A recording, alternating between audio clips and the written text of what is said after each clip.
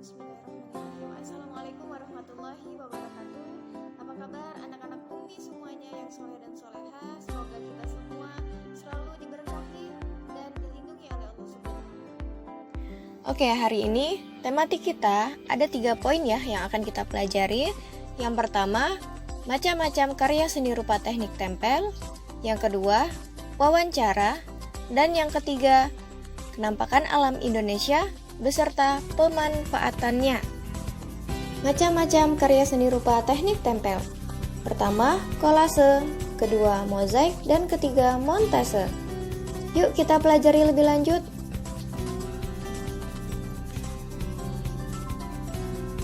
Pertama, kolase adalah karya seni menempel menggunakan berbagai macam bahan seperti kertas, kain, kayu, daun kering yang ditempelkan pada permukaan kertas menggunakan lem. Dan ini contoh kolase. Langkah-langkah membuat kolase. Yang pertama, siapkan bahan untuk kolase, misalnya kertas, kain, daun, dan biji-bijian. Kedua, buatlah gambar pada selembar kertas sesuai yang diinginkan. Ketiga, potong-potong bahan kolase. Dan keempat, tempelkan potongan tersebut pada gambar. Kedua, mozaik adalah karya seni menempel dengan menggunakan satu jenis bahan seperti kaca, batu, kertas origami yang dipotong-potong dan disusun serta ditempelkan pada bidang datar menjadi gambar tertentu. Dan ini contoh mozaik. Langkah-langkah membuat mozaik yang pertama adalah siapkan bahan yang dibutuhkan, misalnya pecahan kaca, pecahan keramik, potongan kertas, daun kering, dan sebagainya. Lalu buatlah gambar pada selembar kertas atau papan dan ketiga tempelkan serta susun potongan bahan pada gambar. 3. Montase. Karya seni menempel dengan memadukan beberapa gambar yang sudah jadi dari majalah, buku, atau koran ke dalam satu lembar kertas. Dan ini contoh montase.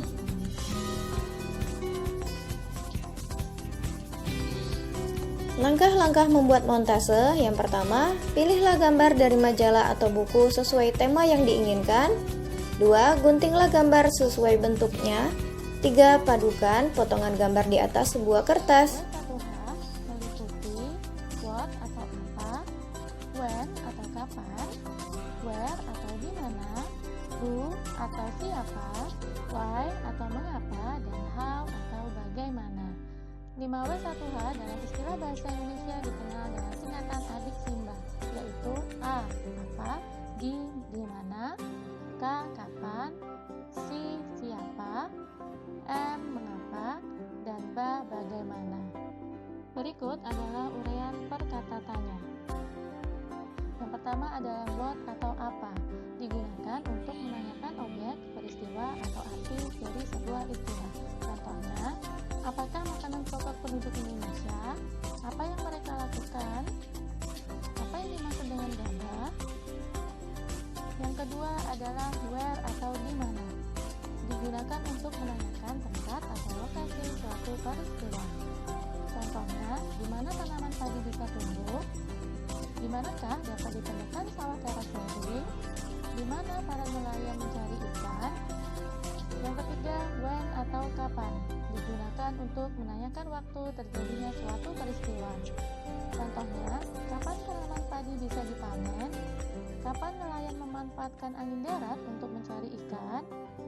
Selanjutnya adalah who atau siapa, digunakan untuk menanyakan pelaku atau orang yang terlibat dalam suatu peristiwa. Contohnya, siapakah sahabat Rasulullah yang dijuluki singa padang pasir? Siapakah muadzin pertama yang ditunjuk oleh Rasulullah? Kata tanya selanjutnya, why atau mengapa, digunakan untuk menanyakan alasan atau motif terjadinya suatu peristiwa. Contohnya, mengapa sawah diperbukitan dibuat teras ini? Mengapa kita harus berhemat energi? Mengapa kita harus melestarikan tumbuhan dan hewan? Selanjutnya, how atau bagaimana, digunakan untuk menanyakan cara atau proses terjadinya suatu peristiwa. Contohnya, bagaimana proses pertumbuhan padi, bagaimana cara membuat kolase daun-daunan, bagaimana cara merawat hewan peliharaan. Nah, apakah kalian sudah paham tentang penggunaan kata tanya untuk membuat kalimat pertanyaan? Jika sudah, saatnya berlatih. Bacalah teks yang ada pada LKPD yang sudah dibagikan, kemudian perhatikanlah kata tanya yang digunakan dalam pertanyaan di bawahnya. Carilah jawabannya berdasarkan teks bacaan. Setelah selesai, yuk kalian berlatih membuat pertanyaan. Amatilah ketiga gambar yang ada di LKPD kalian dan tulislah setidaknya 5 pertanyaan tentang gambar menggunakan kata tanya yang sudah kalian pelajari. Semangat ya, selamat mengerjakan.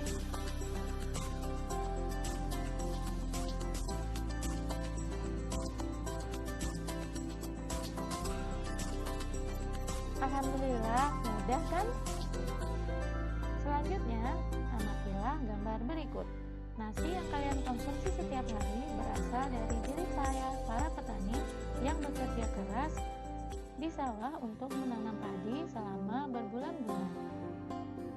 Oleh karenanya, hargailah jerih payah para petani dengan cara menghabiskan makanan kita setiap hari.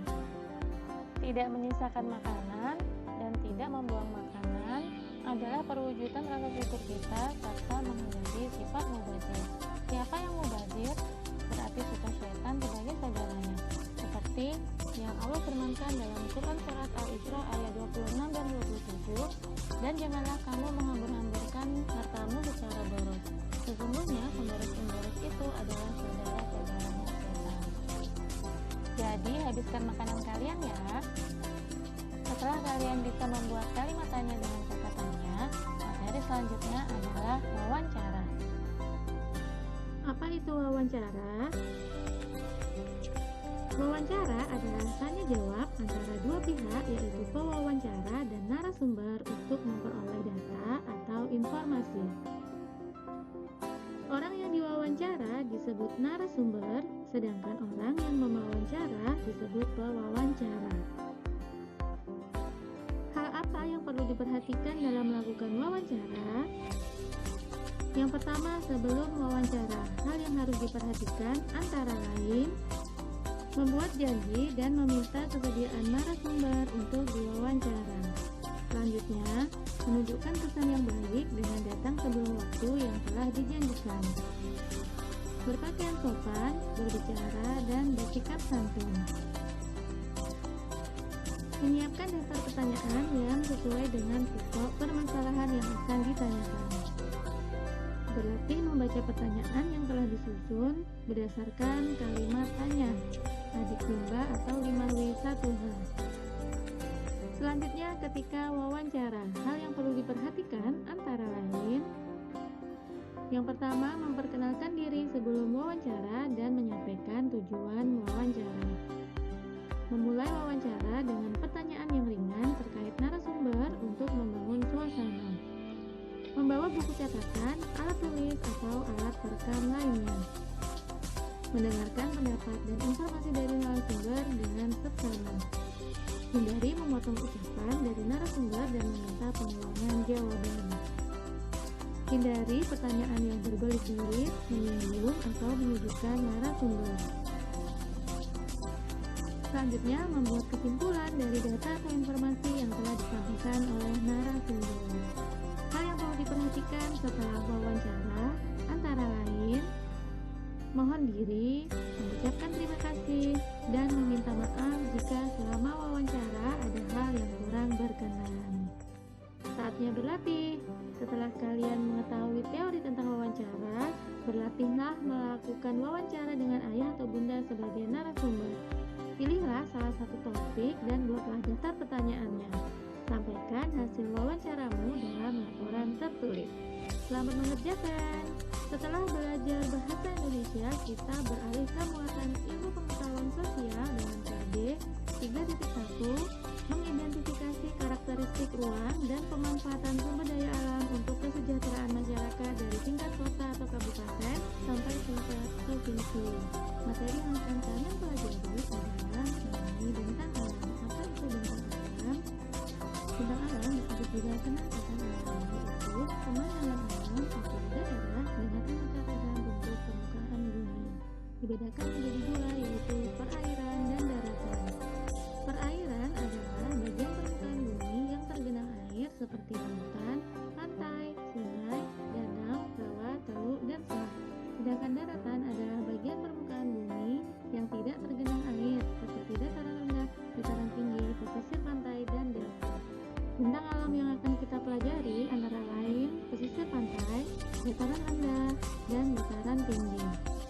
pembahasan yang pertama adalah pesisir pantai, yaitu perbatasan antara lautan dan daratan. Ciri-cirinya antara lain adanya hamparan pasir di sepanjang pesisir dan tumbuhan khas seperti kelapa dan bakau. Sumber daya alam pesisir pantai antara lain pasir pantai, ikan, udang, pasang surut air laut, garam, rumput laut, dan bakau. Sumber daya alam tersebut dapat dimanfaatkan sebagai tambang garam, tambang ikan, tempat wisata, penangkaran penyu, dan habitat bakau. Mata pencaharian penduduk sekitar antara lain nelayan, petani garam dan rumput laut, pedagang ikan, pedagang objek wisata, pemandu wisata, dan pengrajin souvenir. Selanjutnya menuju ke dataran rendah, yaitu daerah dengan ketinggian kurang dari 200 meter di atas permukaan laut. Ciri-cirinya hamparan tanah luas yang subur, suhu tidak terlalu dingin, banyak lahan pertanian, industri, perkantoran, dan lain-lain. Sumber daya alam yang terdapat di dataran rendah antara lain tumbuhan padi, tebu, palawija, dan lainnya serta hewan ternak dan tambang yang dapat dimanfaatkan sebagai lahan pertanian, pemukiman, peternakan, dan industri. Mata pencaharian penduduk sebagai petani, peternak, pedagang, pengrajin, pekerja kantor, pabrik, dan lain-lain. Selanjutnya menuju ke dataran tinggi, yaitu daerah dengan ketinggian di atas 500 meter di atas permukaan laut. Ciri-cirinya antara lain suhu dingin, berkabut, curah hujan tinggi, dan adanya teras kering pertanian. Sumber daya alamnya antara lain tanaman perkebunan seperti teh, kopi, karet, tanaman buah dan sayuran, air terjun, dan pemandangan yang indah yang dapat dimanfaatkan sebagai penghasil buah, sayur, teh, kopi, karet, dan juga dimanfaatkan sebagai objek wisata dan PLTA. Mata pencaharian penduduk antara lain sebagai petani, pedagang, pemandu wisata, pengrajin souvenir, dan lainnya. Demikianlah materi IPS tentang bentang alam. Selanjutnya, kalian akan belajar SPDP, kompetensi dasar 4.3, yaitu membuat karya seni rupa teknik tempel, kolase, mozaik, dan montase. Apakah itu karya seni tempel, kolase, mozaik, dan montase? Yuk kalian cari tahu dengan menyimak materi sebagai berikut. Karya seni tempel yang akan kalian pelajari antara lain kolase, mozaik, dan montase. Apa itu kolase, mozaik, dan montase? Dan apakah perbedaan di antara ketiganya? Bahasan yang pertama yaitu kolase. Kolase adalah karya seni rupa dua dimensi yang dibuat dengan cara mengkombinasikan susunan dari berbagai macam bahan mentah yang bersifat padat dan kering tetapi tidak keras sehingga mudah dalam menempelkannya, seperti kain flanel, kain perca, dedaunan, ranting pohon, dan lain-lain. Berikut adalah contoh dari kolase yang terbuat dari bahan kain flanel dan terbuat dari bahan daun-daunan. Selanjutnya adalah mozaik. Mozaik adalah karya seni rupa 2 atau 3 dimensi yang dibuat dengan cara mengkombinasikan susunan dari berbagai macam bahan mentah yang bersifat padat, kering, dan keras seperti kepingan pecahan keramik, pecahan kaca, potongan kayu, dan lainnya sehingga menjadi karya utuh yang bersifat dekoratif. Berikut adalah contohnya mozaik yang terbuat dari bahan kaca, bahan keramik, dan yang terbuat dari bahan biji-bijian. Karya seni tempel yang ketiga adalah montase, yaitu karya seni rupa 2 dimensi yang dibuat dengan cara mengkombinasikan susunan dari berbagai macam bahan berupa karya yang sudah jadi, kemudian disusun ulang menjadi sebuah karya baru yang bernilai seni. Berikut adalah contoh montase yang terbuat dari bahan majalah. Nah, kalian sudah tahu bukan apa itu kolase, mozaik, dan montase? Sekarang adalah giliran kalian untuk mencoba membuat salah satu karya seni tempel, kolase, mozaik, atau montase.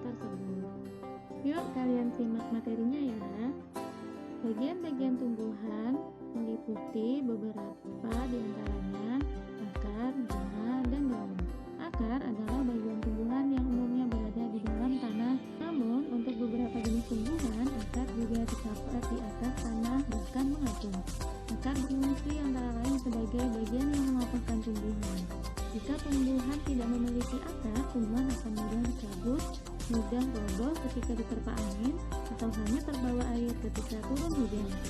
Zat-zat mineral dan air yang dibutuhkan untuk membuat makanan diserap oleh akar dari dalam tanah. Namun, pada beberapa tumbuhan tertentu, akar tidak hanya berfungsi menyerap air dan mineral, tetapi juga berfungsi sebagai penyimpan cadangan makanan, misalnya pada beberapa tumbuhan umbi-umbian. Yang kedua, bunga. Bunga merupakan bagian tumbuhan yang berfungsi sebagai alat perkembangbiakan tumbuhan biji. Selanjutnya adalah daun, yaitu bagian tumbuhan yang berfungsi sebagai tempat berlangsungnya fotosintesis. Daun banyak mengandung zat warna, yaitu klorofil, yang terdapat pada tangkai daun dan helaian daun. Bagian tumbuhan selanjutnya adalah batang. Bagian tumbuhan yang berada di atas tanah adalah batang yang berfungsi sebagai tempat munculnya daun, bunga, dan buah. Batang juga berfungsi mengedarkan mineral dan air yang diserap akar serta zat makanan hasil fotosintesis ke seluruh bagian tubuh tumbuhan. Selanjutnya adalah buah. Buah merupakan bagian tumbuhan yang berfungsi melindungi biji serta cadangan makanan buat biji berkecambah. Contohnya buah mangga dan buah apel. Buah terdiri atas daging buah dan biji. Bagian yang kita makan biasanya daging buahnya. Bagian tumbuhan yang terakhir adalah biji. Biji merupakan hasil dari pembuahan yang terjadi akibat penyerbukan antara serbuk sari dan sel telur atau pupuk. Jika biji ditanam, maka dari biji tersebut akan tumbuh menjadi tumbuhan baru. Biji memiliki keping. Biji ada yang berkeping satu dan ada juga yang berkeping dua. Biji berkeping satu disebut monokotil dan biji berkeping dua disebut dikotil. Tahukah kamu bahwa beberapa dari bagian tumbuhan tersebut berfungsi untuk membuat tumbuhan tersebut tetap lestari dan seimbang di alam? Contoh bagian tumbuhan tersebut adalah biji. Biji merupakan cikal bakal bagi sebagian tumbuhan untuk terus bertahan sehingga terjaga kelestariannya.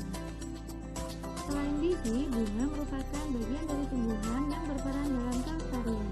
Bunga merupakan alat perkembangbiakan pada tumbuhan yang setelah penyerbukan akan menjadi buah yang mengandung biji. Akar, batang, dan daun juga berperan dalam pelestarian tumbuhan sesuai dengan fungsinya masing-masing, yaitu sebagai penyokong kehidupan tumbuhan tersebut. Setelah kalian mempelajari muatan IPA, materi selanjutnya adalah muatan PPKN KD 3.4, yaitu mengidentifikasi pelaksanaan kewajiban dan hak sebagai warga masyarakat dalam kehidupan sehari-hari, yang dalam pelajaran kali ini adalah hak dan kewajiban terhadap tumbuhan. Apa sajakah hak dan kewajiban terhadap tumbuhan? Yuk kalian simak ya.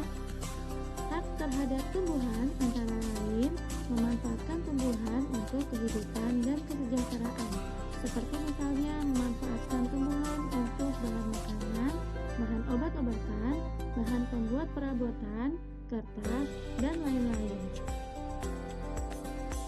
Yang kedua adalah hak menikmati keindahan tumbuhan. Sebagai contohnya adalah keindahan tumbuhan sebagai hiasan. Hak terhadap tumbuhan yang ketiga adalah menikmati kerindangan, kesejukan, dan oksigen yang dihasilkan oleh tumbuhan. Selanjutnya adalah hak terhadap tumbuhan. Yang pertama, melestarikan tumbuhan dengan cara menanam tumbuhan dan tidak memanfaatkannya secara berlebihan. Tumbuhan adalah sumber kehidupan yang harus kita jaga kelestariannya di alam. Kewajiban terhadap tumbuhan selanjutnya adalah menjaga, merawat, dan memelihara tumbuhan di sekitar dengan cara menyiram, memberi pupuk, serta memangkas bagian-bagian yang bisa menghambat pertumbuhan tumbuhan tersebut. Kenampakan alam adalah segala sesuatu di alam yang merupakan hasil dari peristiwa alam. Indonesia memiliki berbagai bentuk kenampakan alam, mulai dari daratan hingga perairan.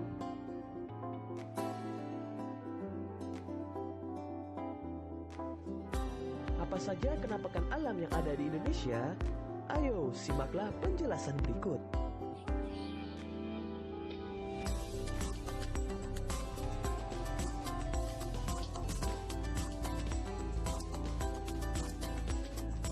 Pertama, dataran tinggi.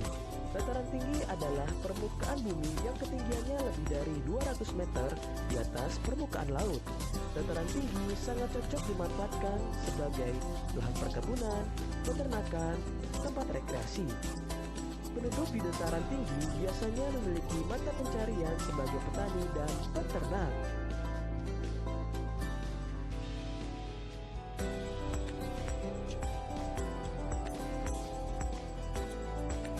Perkebunan teh. Perkebunan teh banyak terdapat di dataran tinggi karena suhunya cocok untuk pertumbuhan teh.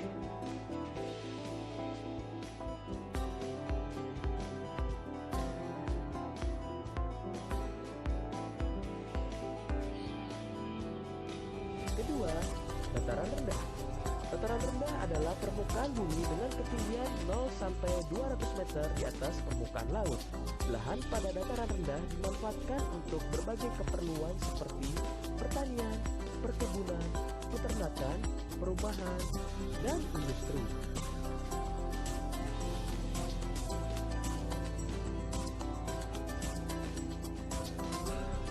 Hasil pertanian di dataran rendah. Contohnya tanaman padi. Pertanian padi termasuk contoh pemanfaatan yang banyak dilakukan di dataran rendah.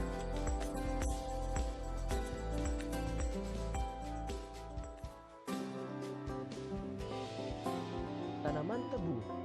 Tanaman tebu juga banyak dilakukan di dataran rendah, yang dimanfaatkan untuk memproduksi gula. Kelapa sawit juga banyak dilakukan di dataran rendah, karena manfaatnya untuk menghasilkan minyak sawit. Hasil peternakan di dataran rendah, contohnya kambing, ikan lele.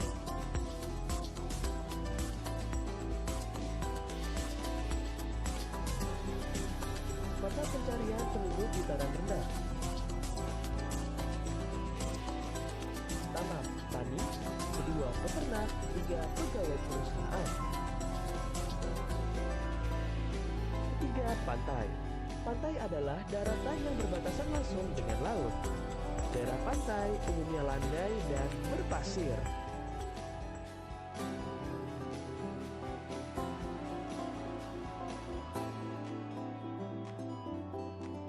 Berikut beberapa contoh pemanfaatan pantai. Budidaya ikan laut, udang, cumi-cumi, dan rumput laut.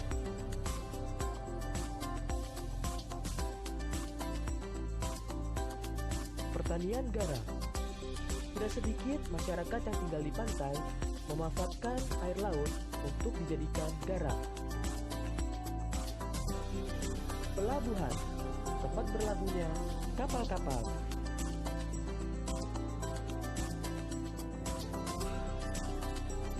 Mata pencarian penduduk di dataran pantai. Pertama, nelayan. Kedua, peternak ikan. Ketiga, petani kelapa. Keempat, petani garam. Yang kelima, penjaga pantai. Apa saja kenampakan alam yang ada di daerah tempat tinggalmu? Coba sebutkan.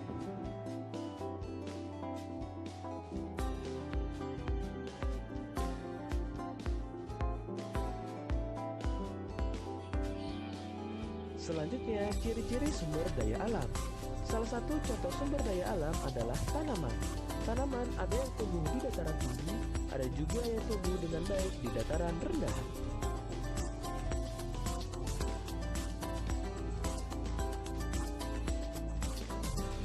Berikut contoh tanaman yang dapat tumbuh di dataran tinggi dan dataran rendah. Pertama, padi. Tanaman padi dapat tumbuh di dataran tinggi dan rendah yang di daerah yang beriklim tropis.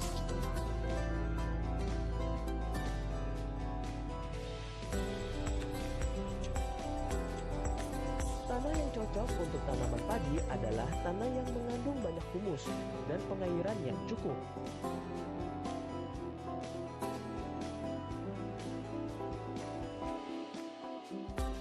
Pada awal masa tanam, tanaman padi harus digenangi oleh air. Tanaman padi harus ditanam di lahan terbuka karena membutuhkan cahaya matahari yang cukup banyak.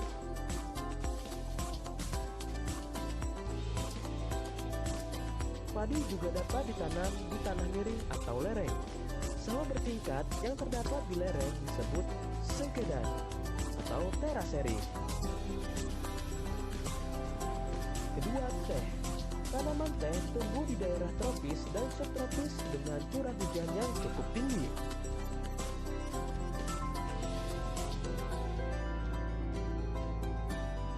Tanah yang cocok untuk tanaman teh adalah tanah yang mengandung humus. Berbeda dengan padi, teh tidak memerlukan banyak air saat awal tanam. Semakin tinggi daerah penanaman teh, semakin tinggi pula kualitas teh yang dihasilkan.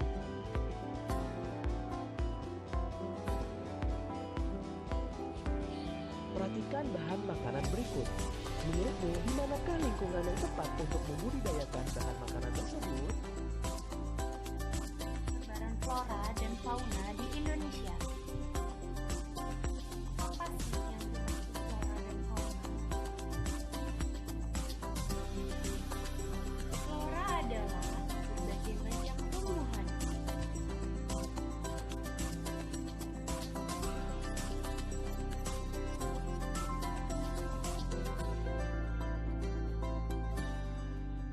Flora Indonesia bagian barat meliputi berbagai jenis tanaman yang tumbuh di Pulau Sumatera, Jawa, dan Kalimantan.